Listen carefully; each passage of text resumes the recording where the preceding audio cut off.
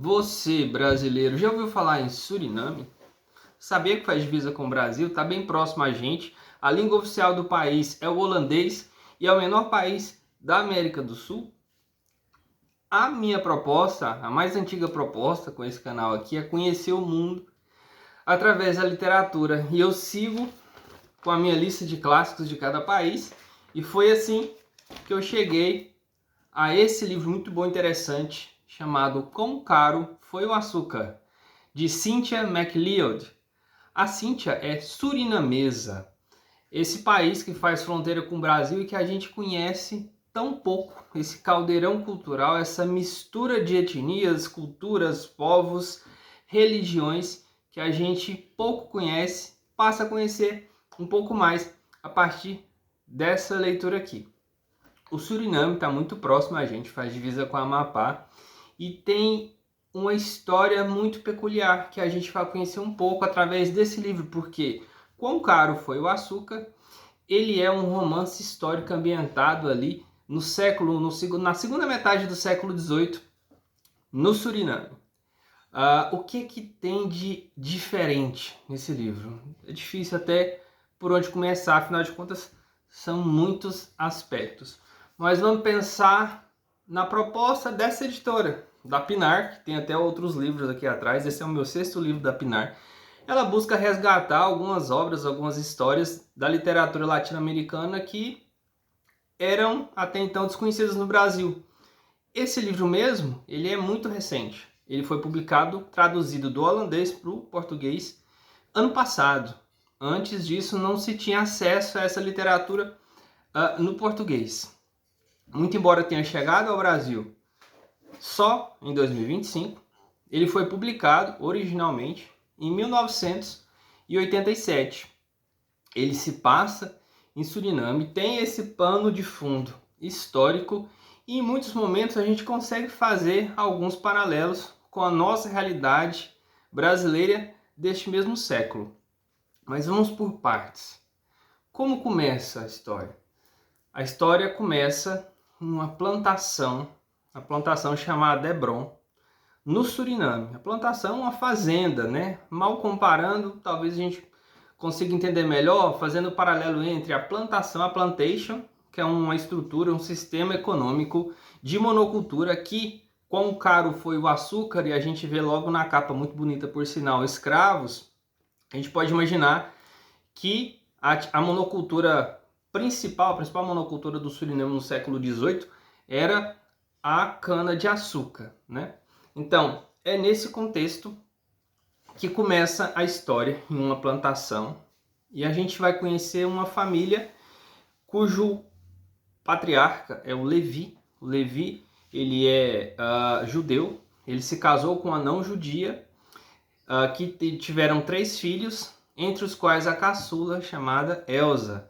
E boa parte da história a gente vai saber a partir do ponto de vista da Elsa. É um narrador onisciente, mas a gente vai ter um foco especial em 2 irmãs, 2 meias-irmãs. A Elsa, filha do Levi, e a Sarit, que é a meia-irmã da Elsa, porque o Levi, a esposa dele, faleceu depois de 9 anos do casamento. Ele se casou com a segunda esposa e a Sarit é a enteada do Levi. Então a gente vai começar nessa plantação com a Elsa descrevendo, né, aos olhos dela, descrevendo a realidade ali da fazenda. Uma característica muito marcante, logo de cara, são as palavras, né, porque afinal de contas a gente está falando de uma colônia holandesa na América do Sul. Então é uma mistura de linguagem, porque há os indígenas, os povos originários, há primeiro os ingleses, depois os holandeses, que trouxeram também os escravos, os africanos, mão de obra escrava, os escravizados, que tinham uma religião também pouco comum na América do Sul, que era o judaísmo, né? Então tem essa salada cultural e isso reflete inclusive na língua. A gente vê por vários momentos, logo acho que na primeira página já tem algumas palavras que no texto elas mantêm a palavra original, embaixo tem a notinha de rodapé. Por exemplo, tem o tent boot. tent boat é o barco de lá, um barco com uma parte coberta com palha, uma casinha de palha, né? E tem a influência inglesa, porque tent no inglês seria tenda, boat, barco, né? Então é um barco com a tenda. Então uma palavra muito curiosa, que é o futoboi. Eu leio futoboi, mas certamente a pronúncia não é assim. É o garoto de recados, né? E a gente vê uma junção de palavras também com a raiz lá na língua inglesa, porque foot, pé, né? Boi seria boy, então o garoto que anda a pé, né? Então assim, ao longo de todo o livro, a gente vai ver muitas palavras muito próprias, muito características do Suriname no período colonial. Então é esse o contexto. Então um elemento forte que a gente vai ver também é a escravidão, que é basicamente a mão de obra dessa monocultura. À época, Suriname tem uma história muito curiosa, porque a princípio foi colonizada pelos britânicos, que depois trocaram com a Holanda Suriname por Nova York, pela porção de terra que hoje é Nova York. Então, lá no século 17, Suriname era colonizada pelos britânicos, mas passou a ser colonizada pelos holandeses. E fica muito tempo assim. E é nesse período de consolidada colonização espanhola que se passa a nossa história. E a síntese, a família da Elsa e da Sarit, uma família de religião judia que é original, tem ascendentes na Holanda, tem uma plantação e explora o cultivo da cana-de-açúcar através da utilização da mão de obra escravizada.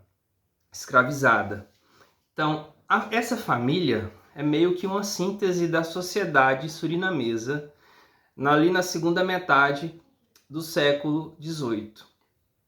O que é o elemento interessante para além disso? A conjuntura era de plantações que estavam próximas à falência. Ali, no cultivo da cana-de-açúcar, os escravizados recebiam muitos maus tratos e havia um contexto de insurreição dos escravizados, que recebiam um nome muito peculiar, que são os marrons. Marrons seriam os escravizados que se rebelaram contra seus senhores, fugiram para a floresta em busca da liberdade. É o equivalente aos nossos brasileiros quilombolas.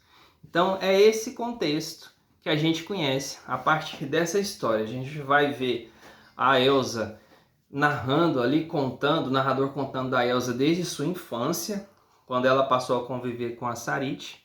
Chegando à vida adulta, elas vão se casar, terão filhos, terão muitas discussões, questões domésticas, mas com sempre esse pano de fundo da relação colônia-metrópole, dominador-dominado, né? E esse ambiente de insurreição. Para além disso, a gente vai conhecer também a realidade da elite, né? Que a Elsa, a Sarit, o pai Levi, que era o dono da plantation, são pessoas brancas. Só que a maior parte das pessoas que residem ali na plantação e também na capital, Paramaribo, são escravizadas, né? Então a gente vai ver também a realidade dessas pessoas, porque a escrita da autora, principalmente da segunda metade, ela vai ter essa visão decolonial, essa visão que dá também voz aos que não tiveram voz quando escravizados. Então, esse é o pano de fundo, e para a gente conseguir se localizar, né, nesse ambiente todo, eu gosto de ler alguns trechos, entre os quais aqui há um ponto crítico da autora, da Cynthia McLeod, acerca da elite branca surinamesa, o que evidencia que eles estavam prósperos, ou já estiveram prósperos e estavam em decadência, mas ainda assim tinham uma vida de luxo, não graças a seu esforço próprio, mas graças, sobretudo, ao sistema de escravidão. Em um dado momento, a gente vai ter aqui uma conversa entre o Rutger, que vem a ser o marido da Elsa. Ele tinha uma visão um pouco além da elite surinamesa, que ele não via com tão bons olhos a escravidão. Então ele ocupa um posto institucional importante, ele trabalha para um banco, ele é um administrador. Então ele está conversando com outros senhores de terras lá acerca da realidade. Em um dado momento, o narrador diz o seguinte, acerca do Rutger.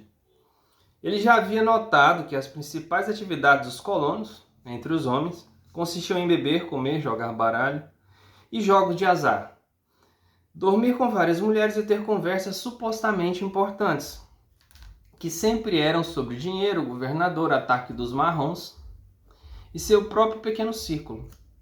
Entre as mulheres não era diferente.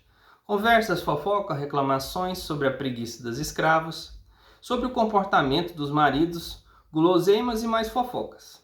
Além disso, ostentavam, festejavam, tentando superar uma a outra na exposição de luxo e esplendor. Então há um retrato aqui da elite branca da segunda metade do século XIX em Suriname. E deixa bem claro aqui a crítica à futilidade dessa sociedade branca, que era cruel com seus escravos e só conseguia produzir riqueza graças ao trabalho deles, graças à exploração dessas pessoas. E esse vai ser o pano de fundo central. Eu ouso dizer que, muito embora as protagonistas ali gire boa parte das coisas em torno da Elsa e da Sarit, os principais aqui, eu diria que talvez os protagonistas, além de ser a sociedade surinamesa, é inclusa os escravizados. O protagonista talvez seja o sistema escravocrata surinamês naquele período. Aqui em outro momento diz o seguinte: 3 senhores conversavam principalmente sobre a condição econômica da colônia. Açúcar era um artigo desejado no mercado europeu, assim como o café e cacau. A situação era favorável para todos os proprietários de plantações. Os bancos na Holanda davam crédito facilmente. Se essa escória negra ao menos quisesse trabalhar um pouco mais duro, afinal, eles bem que podiam. Afinal, a raça negra fora criada por Deus para ser escrava dos brancos. Quando Rutger perguntou aos cavalheiros como sabiam disso com tanta certeza, "Vamos lá, jovem", disse Jeremias. "Está claramente na Torá, viu?" "Bem", respondeu Rutger, "eu li o Antigo Testamento de ponta a ponta, mas nunca me deparei com essa passagem. Mas talvez sua Torá e meu Antigo Testamento não sejam os mesmos." Então, o Rutger ele vai ter um pensamento diferente da maioria das pessoas que são colonos, que já nasceram ali em Suriname. Mas isso também não dá, a partir disso não dá para se romantizar esse personagem. Esse personagem vai se envolver em outras questões, que não é essa escravocrata, mas principalmente na sua relação pessoal e emocional com sua esposa, que ele não é esse santo todo, mas essa é a beleza, né, também da história. Ela não é em nenhum momento maniqueísta. O personagem ele vai ter seus pontos positivos, seus pontos negativos, e outros tão importantes quanto são os marrons, os ditos marrons, os quilombolas surinameses, né? Em várias passagens eles são mencionados. Em uma delas diz o seguinte: "E mesmo assim, os marrons conseguiram sobreviver e continuar a lutar. Conheciam a floresta bem melhor do que os soldados, e apesar de tudo, frequentemente conseguiam assaltar até mesmo um posto militar, tomar as armas e expulsar os soldados. O governo estava cada vez mais exasperado, não conseguiam combater os negros da floresta. Esses já não eram fugitivos comuns, eram tropas de guerrilha, que tinham de ser combatidas com todas as forças. Uma intensa troca de cartas foi realizada com os diretores da sociedade na Holanda, onde a gravidade do assunto não parecia ser reconhecida." Então isso é sobre o ambiente, um ambiente de insurreição, né? Assim como os quilombolas, os marrons fugiam de seus proprietários, porque afinal de contas o pai da Elsa e da Sarit era um senhor de terras, elas eram sinhazinhas, né? A Elsa tinha um perfil mais doce com aqueles que lhe eram próximos. Já a Sarit simbolizava bem a visão de mundo de boa parte da sociedade surinamesa branca, que via os escravizados como seres inferiores, como mera propriedade.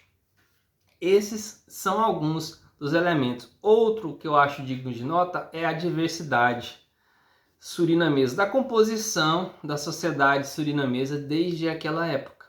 Como eu disse no início, haviam os indígenas, depois vieram os britânicos, depois os colonizadores holandeses, que trouxeram a mão de obra escrava, e com a mão de obra escrava as etnias e a cultura africana também se fez presente.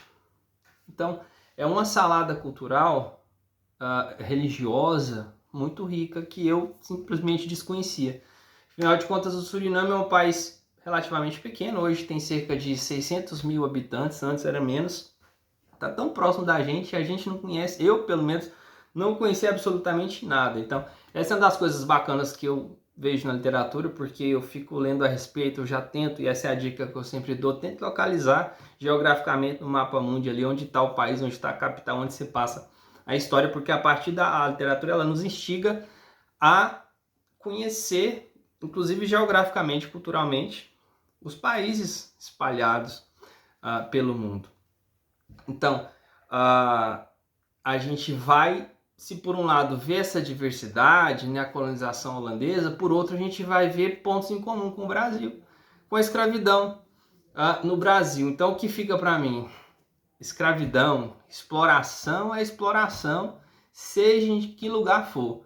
Haverão as peculiaridades geográfico-culturais de cada lugar, mas sempre haverá, de modo injusto, uma porção de gente, geralmente a minoria, explorando uma porção muito maior que às vezes não tem dimensão da sua força. Então, escravidão é escravidão onde quer que seja. Seja no Brasil, seja, como no livro da Cynthia McLeod, no Suriname.